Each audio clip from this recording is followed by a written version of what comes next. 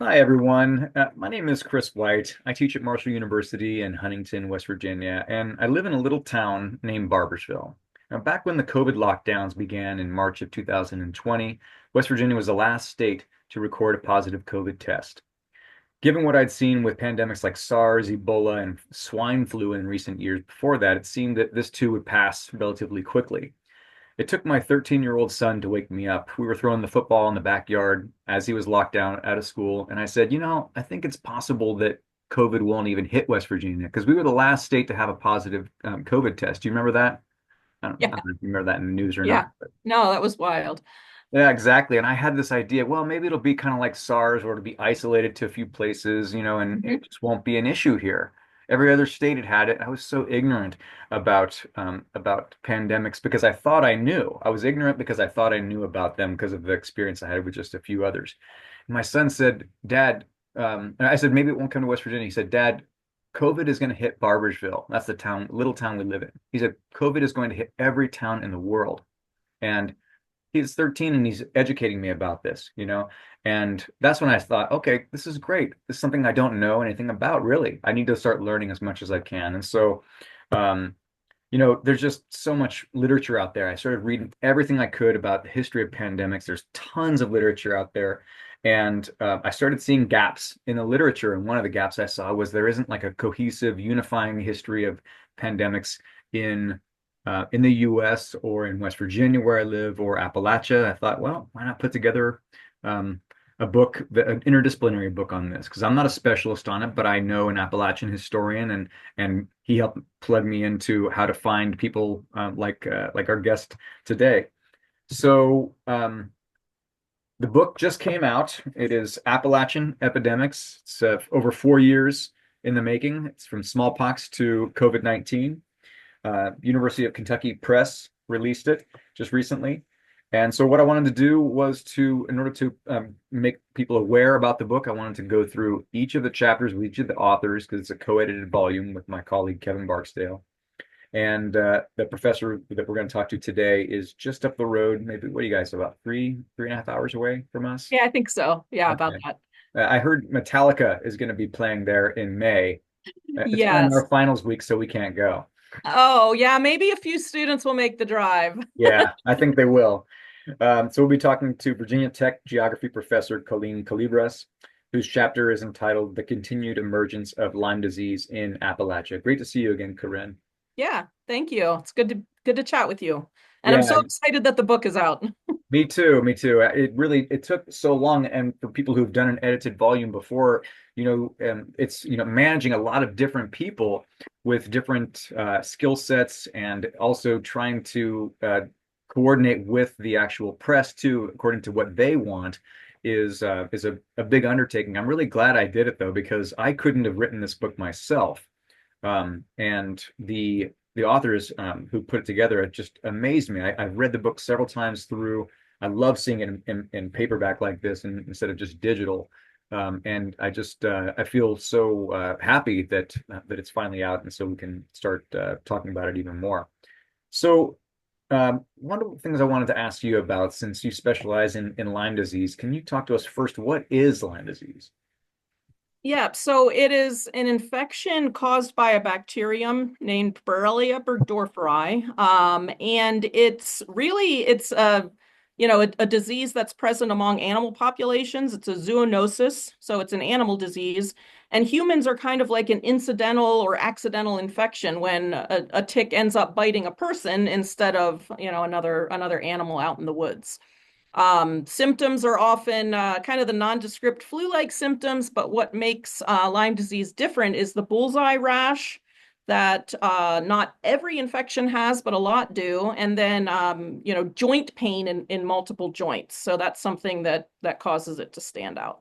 Is that associated with arthritis, or is it just a pain itself? Well, it's considered to be a type of arthritis. It's inflammation in the joint that, it's technically a type of arthritis, but it's in multiple joints. And it's often, if a child has Lyme disease, it's unusual to see a kid with joint pain. And that's how it was first identified in the first place. There was this cluster of children with, juvenile arthritis and joint pain up in Connecticut. And that's where the name comes from. Yeah, from this community of Lyme, Connecticut. We no longer really name diseases after places anymore, but that was a time when we still did so. And when was that? So it was first identified in the mid 70s that there was this cluster of kids with these unusual symptoms, and then a lot of research was done, and finally by the late 70s and early 80s, the bacterium was identified, and it was recognized also that ticks can transmit it to humans. And it's a specific type of tick? Is it just like one type of species of tick that does it? Yeah, so it's the black-legged tick. Ixodes scapularis is the scientific name, but it's the black-legged tick. It used to be referred to as the deer tick, but now we've switched to the black-legged tick. And there's just something unique about the black-legged tick that allows it to be the one to transmit the bacterium, as opposed to the dog tick and other ticks that we might encounter. Right. And whenever I talk to my classes about this, then if you ask them what tick, or what's the reservoir host, they don't really know that term too well, but all of them always say the tick or the deer. So Yeah. there's this confusion. Can you help kind of break it down for us? What's the reservoir host and then how is it actually transmitted? The cycle that you're talking about.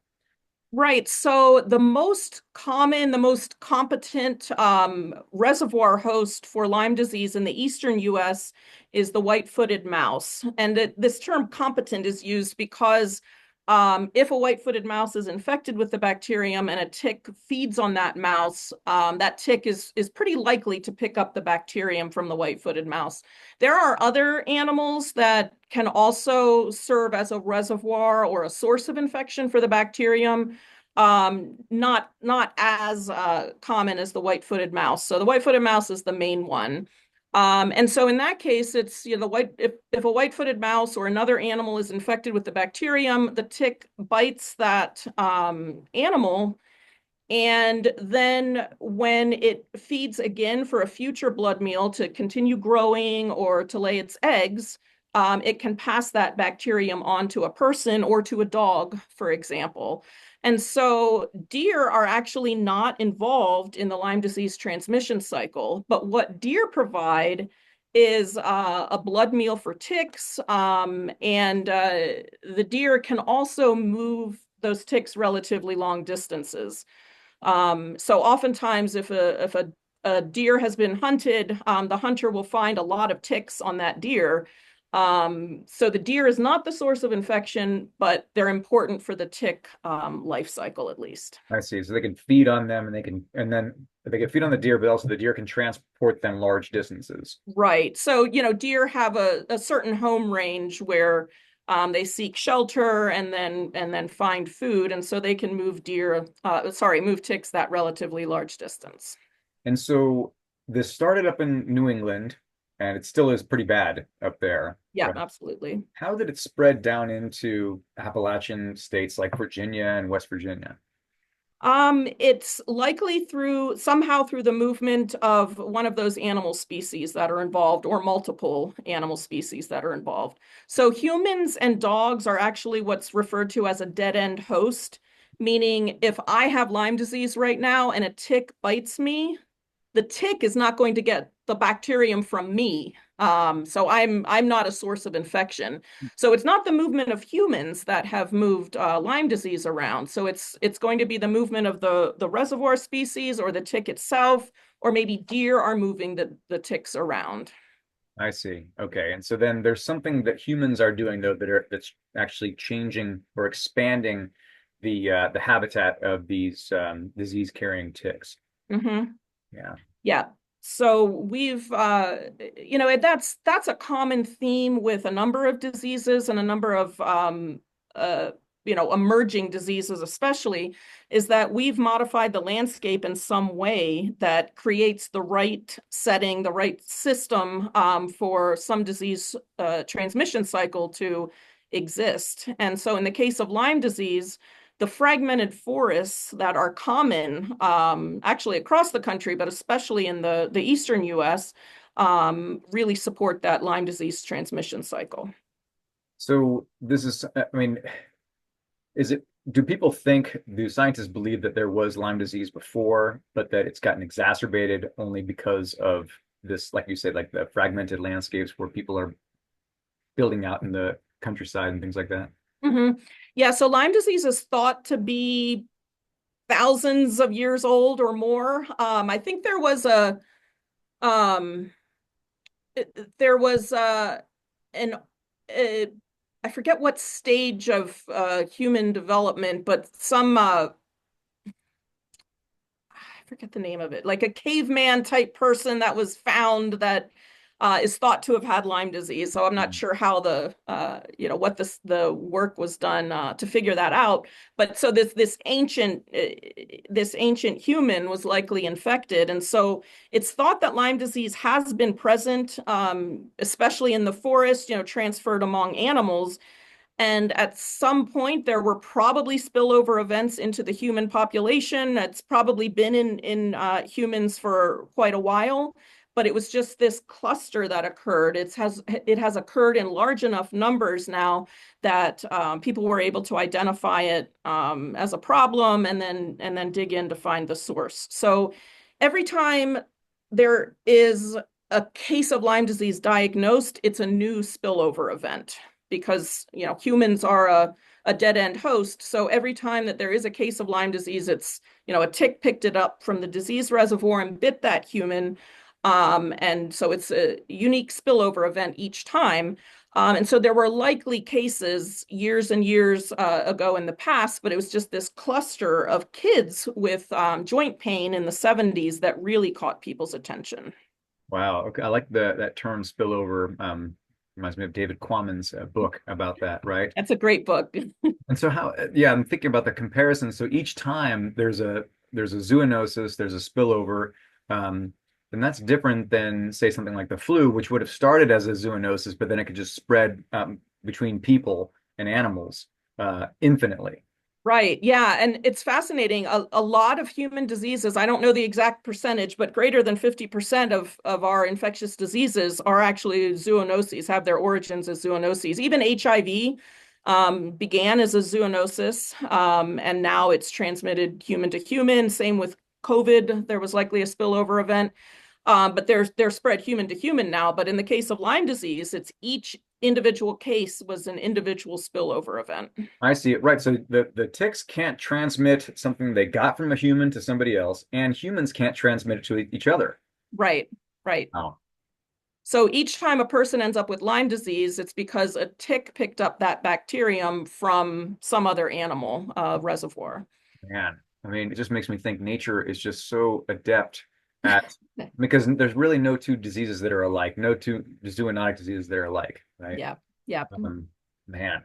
And what is it that if I mean if you were to look at like you have all these graphs in the chapter two, which are from data that you collected and you've plotted it and shown the spread of it. Can you give us a description of what it's like? I can actually show the pictures too.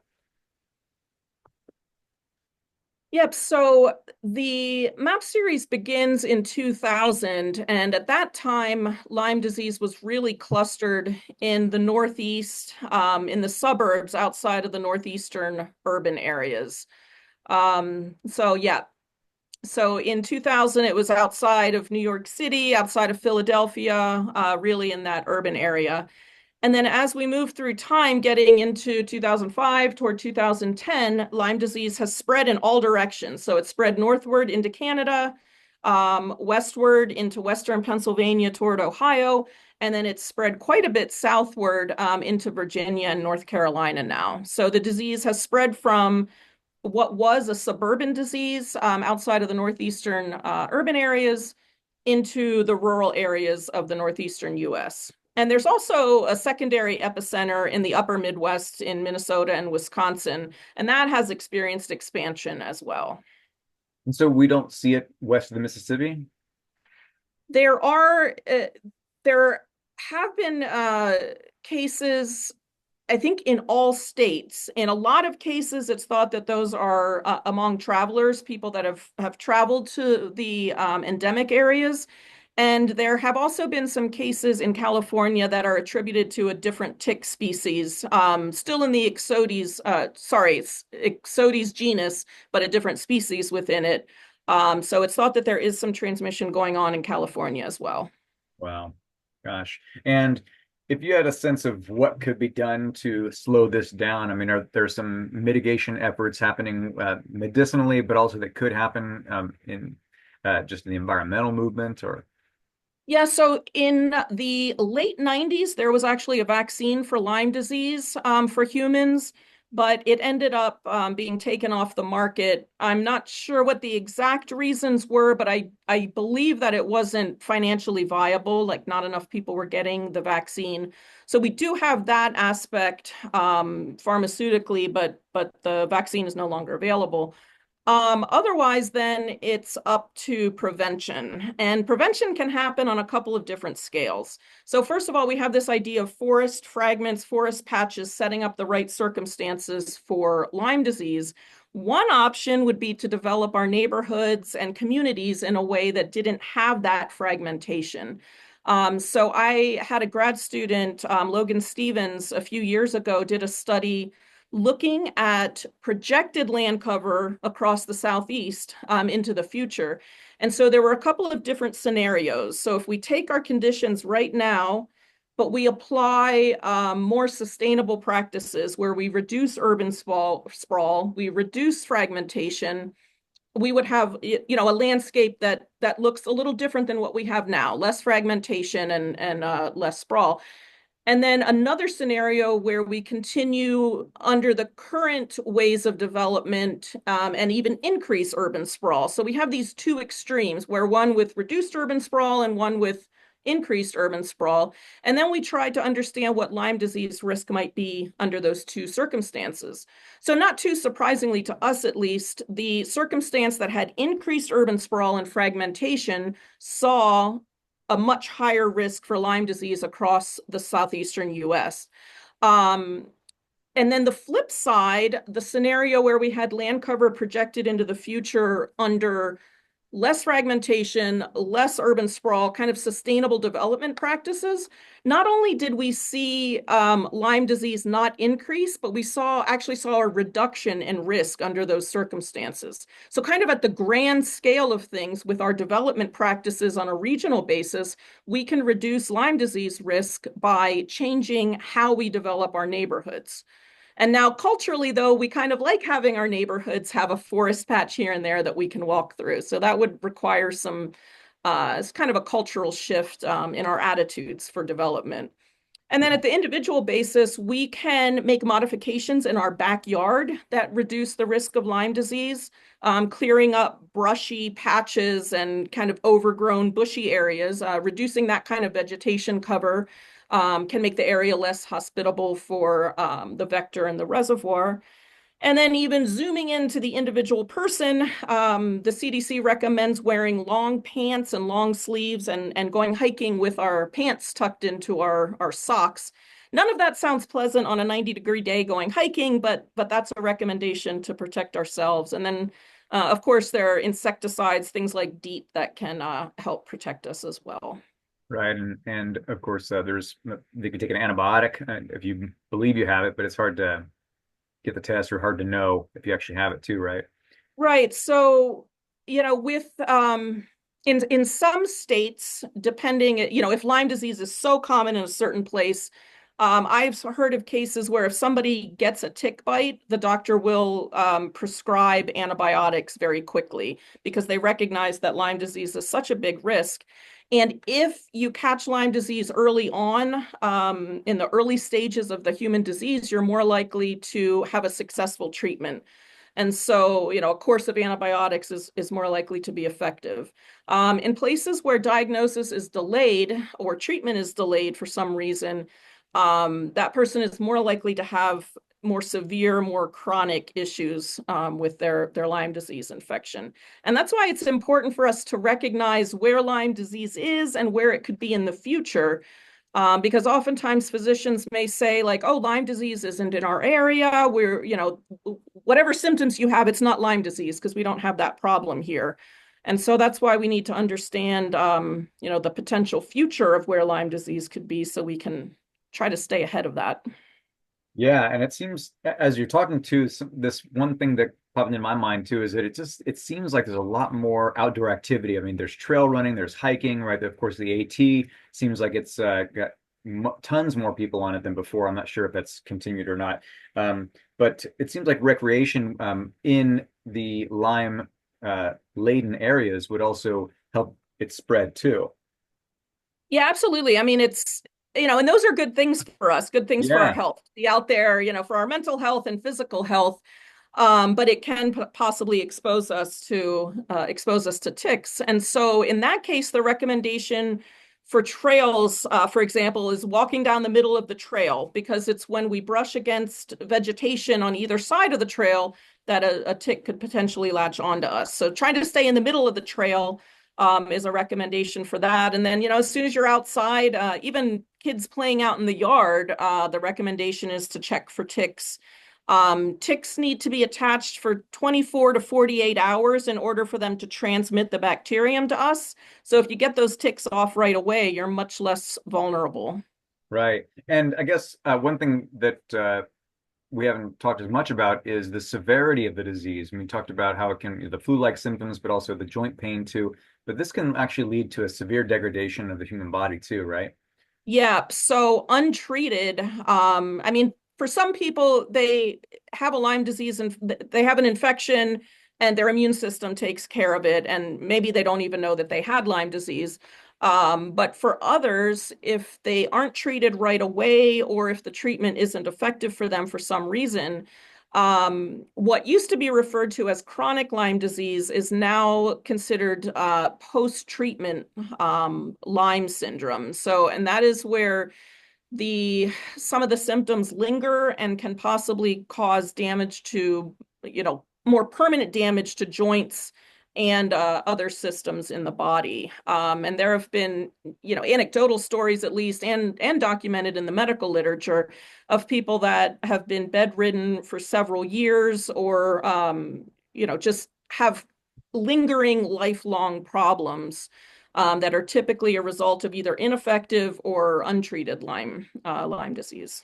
Um, yeah, it definitely seems like there's ways to prevent it, but there's so many moving pieces as well, right? And these things they just emerge from nature and I mean that concept of the reservoir host is something that I'm fascinated with. I mean, how is it that these animals get it? And there's no way of knowing, right? But they're kind of born with it. It almost seems like it's passed on maybe from the mother. We have germs in our own bodies too. That's like, how did we get them? We got them from the environment or my mother, right? Right, right. And it's this delicate balance. We need microbes in our bodies to stay healthy, and they can help us fight off the microbes that aren't good for us. Yeah, we're all part of this big ecosystem soup. Right. Hard to escape it. Yeah, for sure. Well, Corinne, can you tell us how can people find your work? So yeah, I would love to have people reach out to me and chat with me. If you go to Virginia Tech's Department of Geography website, there's a link there to contact me. My email address is korine@vt.edu, and I would welcome anybody reaching out to learn more or to share stories. Great, thanks so much. And I would encourage people, if you want to read the entire chapter and even the book too, check out a copy of Appalachian Epidemics. You can get it at the University of Kentucky Press website, or of course on Amazon too. It's available in Kindle and paperback and in hard copy too. Yeah, great. Yeah, I'm excited to read every last word of it. I've been excited since you invited me to write the chapter, actually. I've been looking forward to reading the whole book. So I appreciate it. It's been such a yeah, great collaborative effort. Everybody I talked to was into it. I mean, I reached out to people who had already published on these areas, and but I thought this would be great to put a cohesive volume. And I got all this original research, and it's just been such a joy too. I'm yeah, doing yeah, another collaborative project too because it's just been so much fun to learn. yeah. Yeah. Thank you for reaching out to invite me to write the chapter and to chat with you today. Yeah, you bet. Thank you so much. Thank you. Take Take care, care. everybody. Bye. Bye.